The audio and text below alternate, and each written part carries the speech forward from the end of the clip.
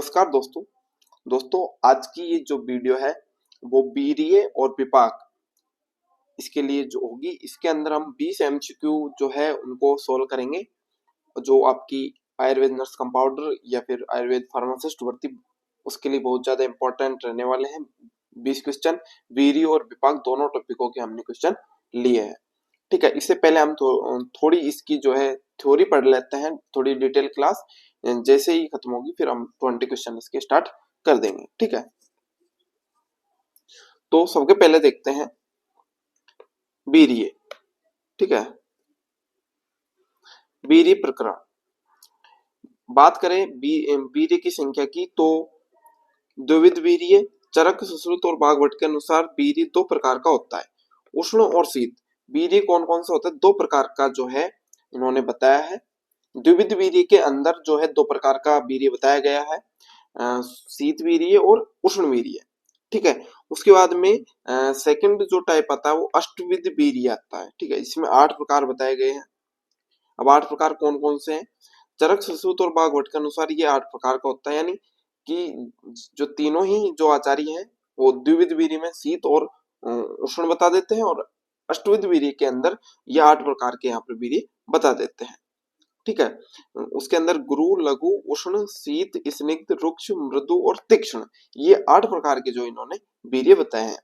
ठीक है, गुरु यानी भारी, लघु मीन्स हल्का, उष्ण का मतलब थोड़ा गर्म, उष्ण जैसी जो कुछ भी जो हम जो औषधियां होती है या जो भी खाने की चीज होती है वो उष्ण वीर्य वाली होती है।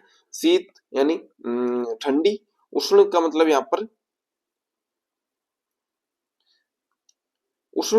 पर गर्म हो जाएगा, और शीत का मतलब यहाँ पर ठंडा हो जाएगा। ठीक है, स्निग्ध का मतलब जो है चिकना हो जाएगा, और रुक्ष का मतलब थोड़ा खुरदरा टाइप का वो हो जाएगा। तो ये जो है 8 प्रकार के वीर्य इन्होंने बताए हैं। उसके बाद हम बात करते हैं पंचदश वीर्य की, यानी 15 प्रकार की। अब किसने बताए हैं 15 प्रकार वीर्य के? तो 15 प्रकार जो है वीर्य के बताए हैं निमि ने, आचार्य निमि ने जो है 15 प्रकार के वीर्य माने हैं। ठीक है, चलिए इसके बाद में हम देखते हैं विपाक। अब विपाक का लक्षण देखेंगे।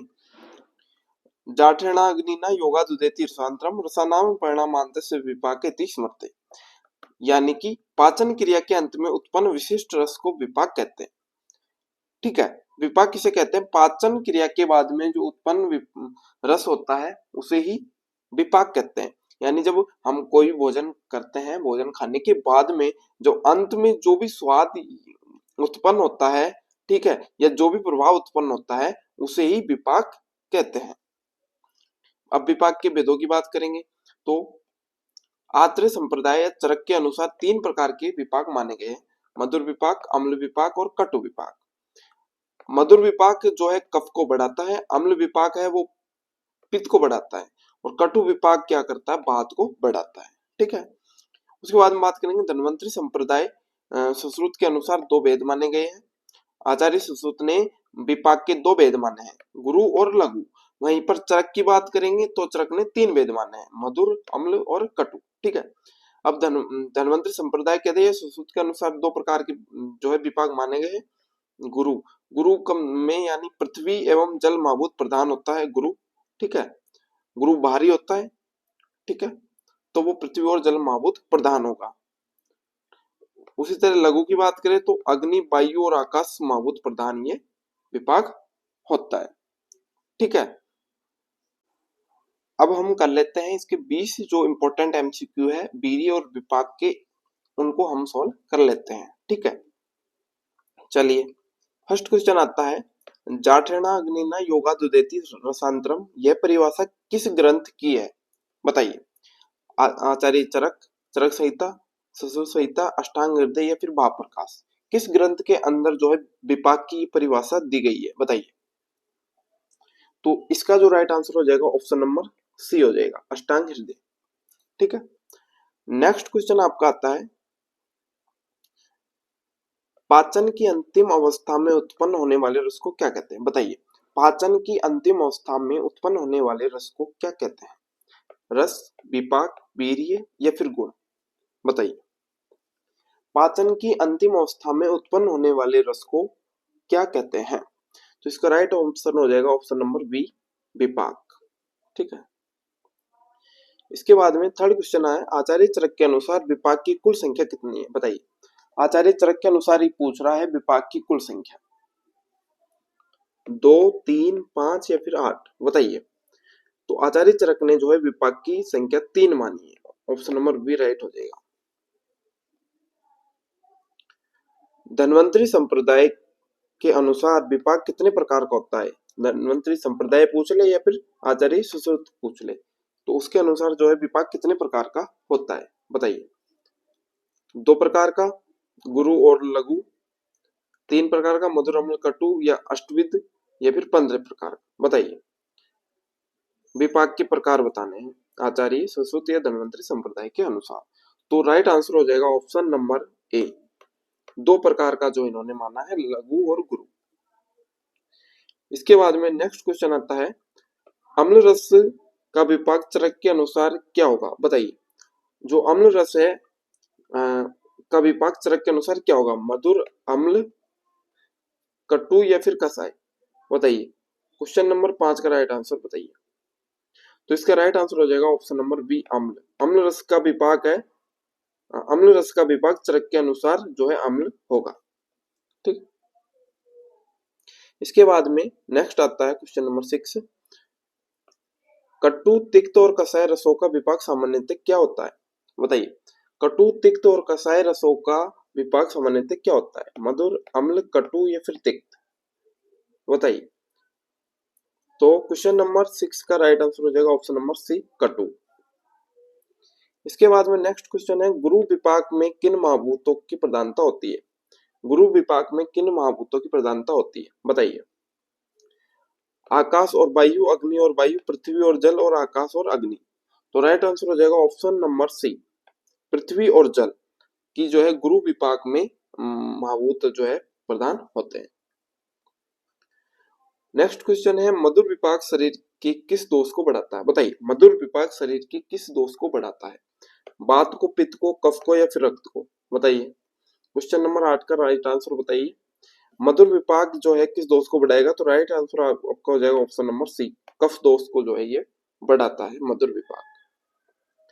कटु विपाक का शरीर पर क्या प्रभाव पड़ता है? बताइए। कटु विपाक का शरीर पर क्या प्रभाव पड़ता है? शुक्र की वृद्धि करता है, मूत्र अवरोध, वात वृद्धि और शुक्र का नाश करता है या फिर कफ वृद्धि करता है? बताइए। तो जो कटु विपाक है वो ऑप्शन नंबर सी राइट हो जाएगा, वात की तो वृद्धि करेगा और शुक्र का नाश करेगा कटु विपाक। ठीक है। इसके बाद में नेक्स्ट क्वेश्चन है क्वेश्चन नंबर 10, वीर्य का मुख्य कार्य क्या है? बताइए। वीर्य का मुख्य कार्य केवल स्वाद देना, कर्म करने की शक्ति, शरीर का रंग बदलना, या इनमें से कोई नहीं? बताइए। तो राइट आंसर हो जाएगा ऑप्शन नंबर बी, कर्म करने की शक्ति।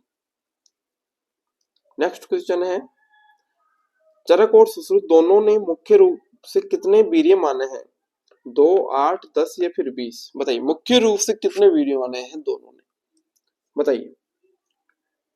क्वेश्चन नंबर 11 का राइट आंसर हो जाएगा ऑप्शन नंबर ए, 2 प्रकार का, उष्ण और शीत।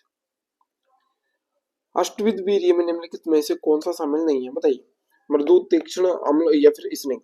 कौन सा शामिल नहीं है? तो इसका राइट आंसर हो जाएगा ऑप्शन नंबर सी, अम्ल। राजा निमि के अनुसार वीर्य की संख्या कितनी बताई गई है? 8, 10, 15 या फिर 12? बताइए। तो आपका राइट आंसर हो जाएगा ऑप्शन नंबर सी, 15। उष्ण वीर्य किस दोष का जो है समन करता है या कम करता है? उष्ण वीर्य किस दोष का समन करता है या फिर कम करता है? बताइए। पित्त, वात और कफ, केवल कफ या फिर रक्त? राइट आंसर आपको बताना है। राइट आंसर हो जाएगा ऑप्शन नंबर बी, वात और कफ दोनों का जो है ये समन करता है उष्ण वीर्य। लघु विपाक में किन महाभूतों की अधिकता होती है? बताइए। लघु विपाक में किन महाभूतों की अधिकता होती है? पृथ्वी और जल, वायु, अग्नि, आकाश, केवल जल या फिर केवल पृथ्वी? बताइए। क्वेश्चन नंबर 15 का राइट आंसर हो जाएगा ऑप्शन नंबर बी, वायु, अग्नि और आकाश तीनों की जो है प्रधानता होती है लघु के अंदर। लवण या नमकीन रस का विपाक चरक के अनुसार क्या होता है, बताइए। लवणीय रस का जो विपाक है वो चरक के अनुसार क्या होता है, मधुर, अम्ल, कटु या फिर तिक्त, बताइए। क्वेश्चन नंबर 16 का राइट आंसर बताइए। जो नमकीनी होता है, जो लवणीय होता है, उसका विपाक कैसा होगा, आचार्य चरक के अनुसार बताना है। तो राइट आंसर हो जाएगा ऑप्शन नंबर ए, मधुर। वीर्य की परिभाषा येन कुर्वन्ति तद्वीर्यम् किस आचार्य ने दी है, बताइए। भागवत ने, चरक ने, सुश्रुत ने या फिर सारंग ने, बताइए। वीर्य की येन कुर्वन्ति तद्वीर्यम् ये किस आचार्य ने बताई है, बताइए। तो इसका जो है राइट आंसर हो जाएगा ऑप्शन नंबर बी, आचार्य चरक ने। इनमें से कौन सा वीर्य अष्टविध वीर्य का हिस्सा है, गुरु, लघु, शीत या फिर उपयुक्त सभी।